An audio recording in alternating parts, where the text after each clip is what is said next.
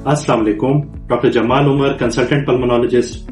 अक्सर पेशेंट्स हमें मैसेजेस करते हैं और पूछते हैं कि क्या दमे का कंट्रोल अद्वियात के अलावा भी मुमकिन है। आज इस वीडियो में हम आपको कुछ ऐसी हिदायत देंगे जिन पर अपनी दवाई के साथ साथ अमल करके दमा कंट्रोल रह सकता है और आपकी अलामात कम हो सकती है। अक्सर पेशेंट्स जो हमारे क्लिनिक में आते हैं उनको दमे की बीमारी होती है और वो सिगरेट नोशी करते हैं, तो ऐसे पेशेंट्स के लिए जरूरी है कि वो सिगरेट नोशी मुकम्मल तौर पर तर्क कर दें। इसके अलावा इलेक्ट्रॉनिक सिगरेट्स और वेपिंग का रुझान भी बढ़ रहा है। चंद ऐसे लोग होते हैं जो खुद तो सिगरेट नहीं पीते, लेकिन वो दोस्त अहबाब की महफिलों में बैठते हैं जहाँ पे रेगुलरली सिगरेट पी जाती है, तो इसको ETS या एनवायरमेंटल टोबैको स्मोक या पैसिव स्मोकिंग कहा जाता है। तो दमे के मरीजों के लिए हिदायत है कि वो ऐसे लोगों की महफिलों में ना बैठें। दमे के मरीजों को रेगुलरली एक्सरसाइज करनी चाहिए। अगर वो फिजिकली फिट रहेंगे तो उनका दमा कंट्रोल रहेगा।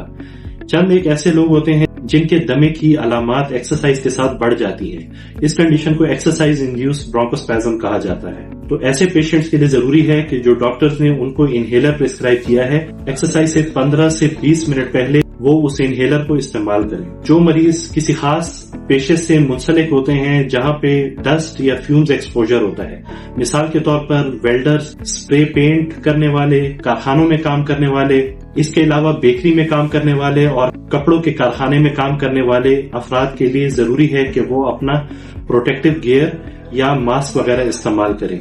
चंद ऐसी अद्वियात हैं जिनमें दिल की धड़कन को कम करने की, पट्टों और जोड़ों में दर्द की अद्वियात, दिल की अद्वियात जिनमें डिस्प्रीन वगैरह शामिल है। तो दमे के मरीजों को चाहिए कि ये अद्वियात डॉक्टर के मशवरे के बगैर हरगिज इस्तेमाल ना करें। दमे के मरीजों को फल और सब्जियां अपनी डाइट में शामिल करनी चाहिए। इससे न सिर्फ इनकी इम्यूनिटी बढ़ेगी बल्कि उनका दमा भी कंट्रोल रहेगा। जो लोग गर्म और मरतूब इलाकों में रहते हैं जहाँ पे नमी बहुत ज्यादा होती है, तो ऐसे लोगों के घरों की दीवारों पे मोल्ड्स यानी फफूंदी लग जाती है। तो ऐसे लोगों को चाहिए कि वो अपने घरों की दीवारों को रेगुलरली साफ रखें। जिन दमे के मरीजों के घर के अंदर पालतू कुत्ते और बिल्लियां होती हैं, उनमें भी दमा कंट्रोल नहीं होता। जिन लोगों का वजन हद से ज्यादा होता है, ऐसे लोगों को अपना वजन कम करना चाहिए, खाने में एहतियात करनी चाहिए और रेगुलरली वर्जिश करनी चाहिए। पहाड़ी इलाकों में अक्सर लोग घरों के अंदर खाना पकाते हैं, लकड़ियों पे खाना पकाते हैं, तो ऐसे लोगों को चाहिए कि वो एग्जॉस्ट फैंस लगाएं ताकि खाना पकाते वक्त जो धुआं बनता है वो घर से बाहर निकल जाए।